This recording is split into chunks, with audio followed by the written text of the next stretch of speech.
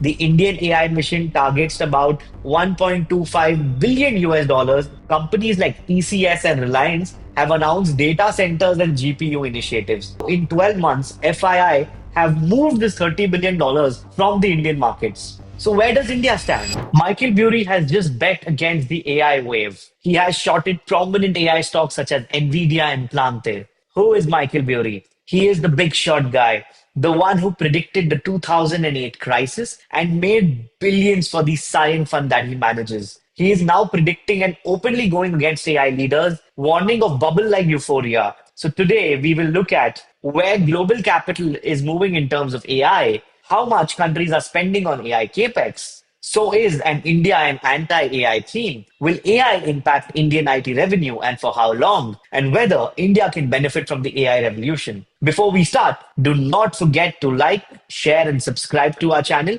Do let us know what you want us to cover next. So let's get into it. The world is funding AI like an asset class. Over the last year, many foreign investors took 30 billion of Indian equities and rotated into markets with direct AI leverage, such as Taiwan and Korea for semiconductors and components. This chart is speaking about the same, how in 12 months, FII have moved this $30 billion from the Indian markets. Taiwan alone saw a record wave of net foreign buying around the third quarter of 2025, while India saw roughly 30 billion swing out since mid 2025. So the money moved from India, went into China, Taiwan, and so on and so forth. Now, that doesn't mean India's fundamentals are bad. It's just reallocation towards whoever is closest to AI, R&D, and the supply chain. On the credit side, 1.2 trillion of investment grade debt now sits with companies mostly tied to AI, taking the AI cohort to roughly 14% of the investment grade index,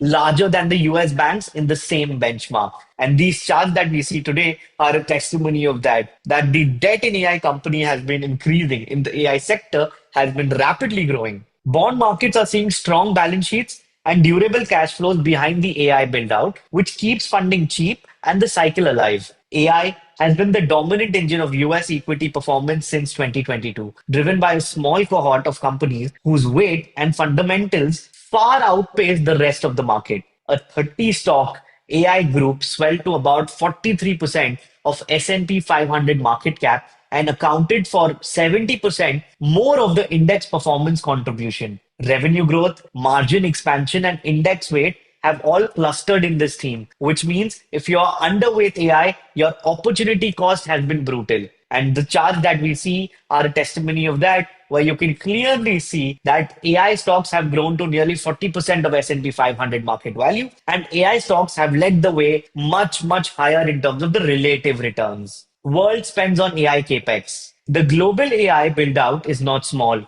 Top hyperscalers capex could sum up to about 2 trillion USD over 5 years, with annual spend around 300 billion USD just in 2025 and trending towards USD 500 billion by 2030. Historically, each USD of upstream software has created multiple USD of downstream services demands, which is about 3 to 6x in prior years, but even a 0.1 to 1x multiplier in AI would still be material for service vendors if they win the work. So where does India stand? India's position under index to AI capex, over index to people. That is where we stand. Let's understand this. India's own AI capex is modest. The Indian AI mission targets about 1.25 billion US dollars over 24 to 29. This is but a rounding error beside the hundreds of billions in the US, mostly private and large state-led pushes in China, and substantial public plans in the UK as well. This table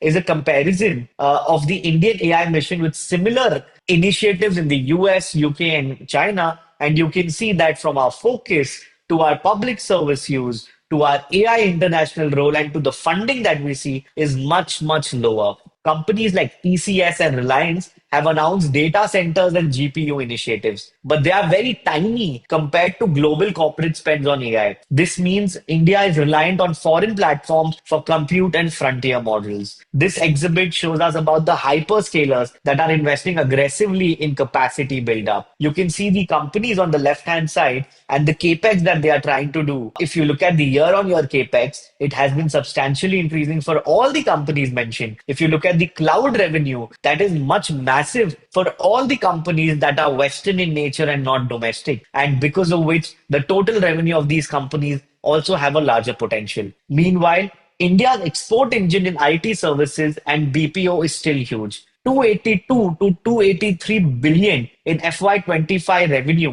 to 224 billion in exports and around 5.8 million employees is where we stand. That scale is an asset. Unless AI slashes billable hours faster than new work shows up, right? Unless that happens, we're still in a safe space. Welcome back to that. But you would also see that global funds have started to frame India as an anti-AI play, underinvested in AI infrastructure, overexposed to automatable services, right?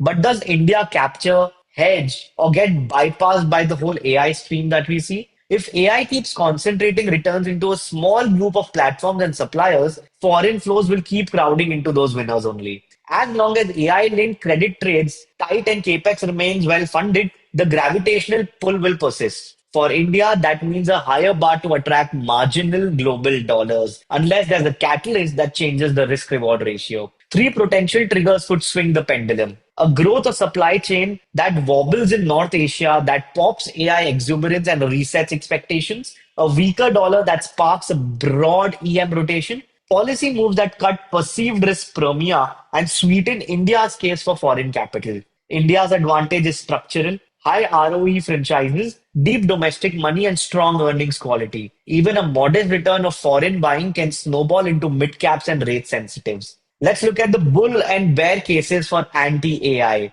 Bull case for India as an anti AI hedge, right? If enterprise AI adoption is slower and messier, clients will keep paying for humans. Real work lives in messy, regulated, multi system environments. End to end automation needs integration, change in management, and risk approvals. Human in the loop stays essential. That buys us time. If AI co-pilots lift productivity by 20 to 30%, India's cost arbitrage remains very powerful. GPUs, power, and DC build-outs can bottleneck the progress. If the supply side lags, service demand persists, and so does India's share in the AI boom. Now let's look at the bear case for anti-AI and the pro-AI India thesis. Vendors that productize internal tools, code assistants, test generators, L1 bots, migration escalators, and can lift labor productivity by 25 to 50% and share savings to win the wallet. India's public digital infrastructure like Aadhaar, UPI, AAA, ONDC gives AI products infra for identifying payments and consented data comprising time to market across sectors and a massive young AI literate talent pool and a rising SaaS ecosystem. And you get a pivot from pure services towards product and platform revenue.